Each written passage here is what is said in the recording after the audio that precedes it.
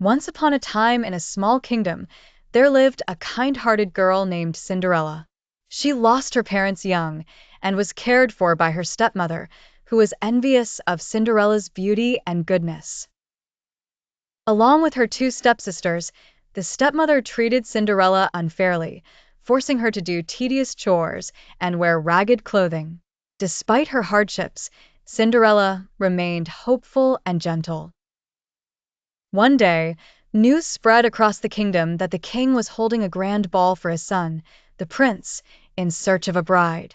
Every eligible maiden in the realm was invited, and Cinderella dreamt of attending.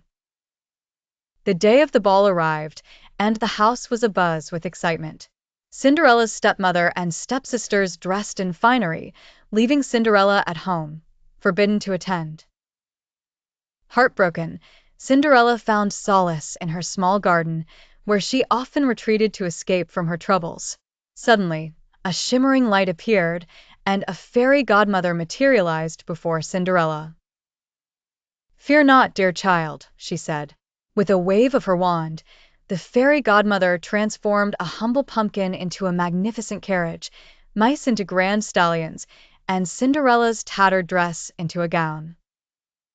She completed the transformation with delicate glass slippers. However, there was a caveat. The magic would vanish at the stroke of midnight. Elated, Cinderella rode to the palace and was awestruck by its grandeur. As she entered the ballroom, all eyes were fixed on her. The prince, captivated by her beauty and grace, asked her for a dance. They waltzed the night away, lost in each other's company.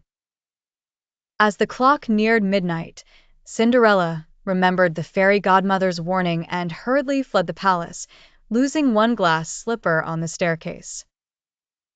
She reached home just as the magic wore off, leaving her in her old rags once more. The next day, the prince vowed to find the enchanting maiden who had fled at midnight. He journeyed across the kingdom with Cinderella's glass slipper, declaring that the woman whose foot fit the slipper would be his bride.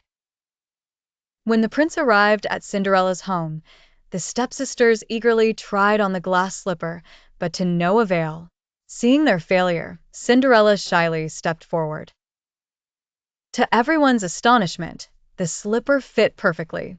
The prince recognized the gentle and kind girl he had danced with and took her to the palace. They married amidst the cheers of the kingdom, and Cinderella's life of servitude ended forever as she embarked on a life filled with love and happiness.